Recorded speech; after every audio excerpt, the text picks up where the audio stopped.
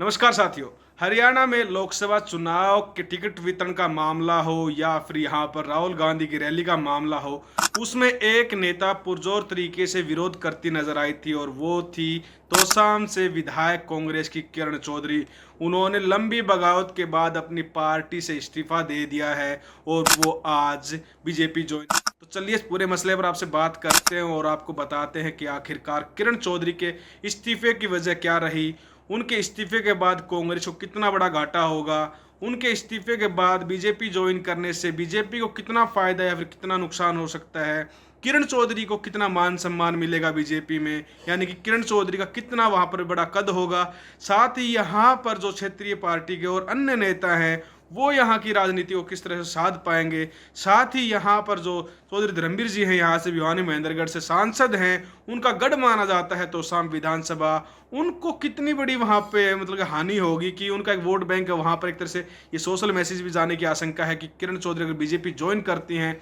या फिर उनको राज्यसभा जैसा कोई टिकट दिया जाता है तो इससे कहीं ना कहीं चौधरी धर्मवीर जी की जो एक इमेज है, एक उनका पद है, एक उनका मान सम्मान है, उसमें कहीं ना कहीं घाटा देखने को मिलेगा। साथ ही अगर यहाँ से बीजेपी की तरफ से तोसाम विधानसभा से किरण चौधरी को अगर टिकट दिया जाता है तो बीजेपी के जो क्षेत्रीय नेता हैं जो यहाँ से कई सालों से कोशिश कर रहे हैं टिकट के लिए, दावेदारी पेश कर रहे हैं, उनके ऊपर किस तरह का असर पड़ेगा। चलिए इस पूरे मसले पर बात कर ले। तो सबसे पहले बात करते हैं किरण चौधरी के। अगर हम बात करें कांग्रेस छोड़ने के कारण किरण चौधरी की वजह से कांग्रेस को किन टिकटों पर, किन सीटों पर घाटा हो सकता है, तो इससे पहले यहाँ पर सबसे पहले बात कर लेते हैं तोसाम विधानसभा की। किरण चौधरी यहाँ पर लंबे समय से राजनीति करती आई हैं। चौधरी बंसीलाल का यहाँ पर एक तरह से गढ़ माना जाता है, उनकी एक विचारधारा यहाँ पर लोग फॉलो करते हैं और उसी के चलते किरण चौधरी का यहाँ पे एक मजबूत वोट बैंक बना। लेकिन वो मजबूत वोट बैंक अब की बार लोकसभा चुनाव में यहाँ पर देखने को मिला, जब चौधरी धर्मवीर जी जो बीजेपी के प्रत्याशी थे यहाँ पर लोकसभा के, वो 8000 वोट की लीड लेकर निकले। और साथ ही यहाँ पर जो किरण चौधरी नाराजगी थी लोकसभा चुनाव में टिकट वितरण को लेकर,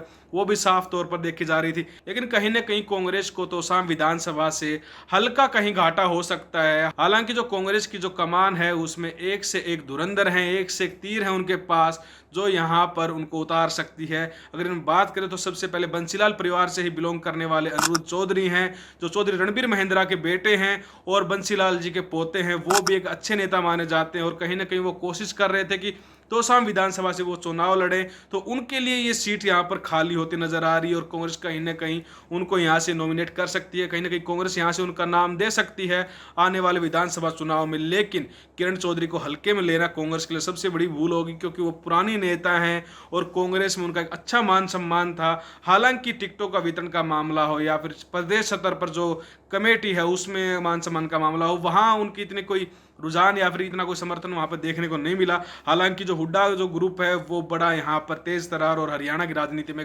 अच्छी पकड़ रखने वाला है, जिसके कारण किरण चौधरी की जो यहाँ पर एरिया है, जो यहाँ की विधानसभाएं हैं, वो कुछ ही क्षेत्रों में यहाँ पर वो बटकर रह गई, सीमित रह गई है। सबसे पहले तोसाम विधानसभा, उसके बाद उनका हल्का फुल्का जो वोट बैंक है, जो उनके कार्यकर्ता हैं, वो लोहार विधानसभा में भी हैं, जहां पर बीजेपी के जो नेता हैं, हाल ही में हरियाणा के वित्त मंत्री यहाँ पर जेपी दलाल, उनके एरिया में उनके कुछ कार्यकर्ता हैं। साथ ही जो बारडा विधानसभा है, जहां पर अब की बार बदलाव की लहर देखते हुए कांग्रेस को वोट दिया था लोगों ने, वहां से चौधरी धर्मवीर बड़े मार्जिन से वहां से लोकसभा चुनाव में पीछे रहे। और अब अगर किरण चौधरी वहां से अगर बीजेपी की टिकट लेती है या फिर बीजेपी ज्वाइन कर लेती है, तो उसके बाद यहाँ की जो ये विधानसभाएं हैं, साथ ही यहाँ पर नांगल चौधरी जो इलाका पड़ता है, वहां पर भी किरण चौधरी का एक तरह से होल्ड माना जाता है कि किरण चौधरी के वहां पर कुछ अच्छे वोटर्स हैं और एक अच्छा वहां पर जनाधार है। लेकिन उनका ये जनाधार कितना काम आएगा ये तो समय बताएगा। लेकिन किरण चौधरी के यहाँ पर बीजेपी में जाने से उनको फायदे कम और नुकसान ज़्यादा है। नुकसान सबसे बड़ा एक ये कि उनका जो गढ़ था वो उनके हाथ से निकल जाएगा और यहाँ के जो वोटर्स हैं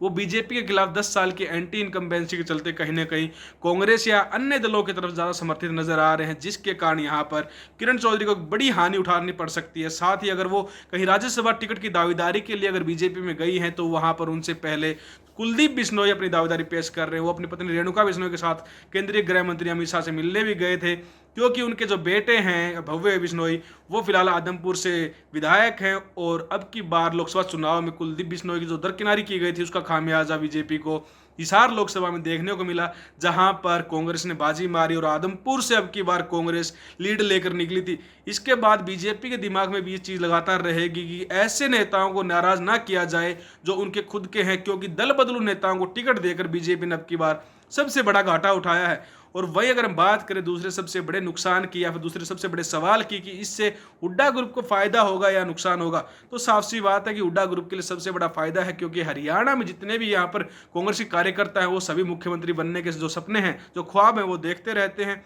और इस बीच एक कैंडिडेट का कांग्रेस से कम हो जाना हुड्डा ग्रुप के लिए एक शांति प्रिय माहौल रहेगा कि एक जो कैंडिडेट था, एक जो कार्यकर्ता था इनका, जो मुख्यमंत्री दौड़ में था, वो कम हुआ है और उनका जो कंपटीशन था वो कम हुआ है। साथ ही हुड्डा ग्रुप को यहाँ पर अपनी जो बाजू में जो हाथ है वो खोलने का मौका मिल जाएगा। और इसी स्तर पर यहाँ पर मैंने आपको बताया, जैसे अनिरुद्ध चौधरी का जो नाम आ रहा है सामने, वो हुड्डा के करीबी माने जाते हैं और इस कारण वो यहाँ से अब की बार हुड्डा ग्रुप यहाँ पर भी अपने हाथ पैर फैला सकता है इस इलाके में। तो यहाँ पर हुड्डा ग्रुप और मजबूत होता नजर आएगा।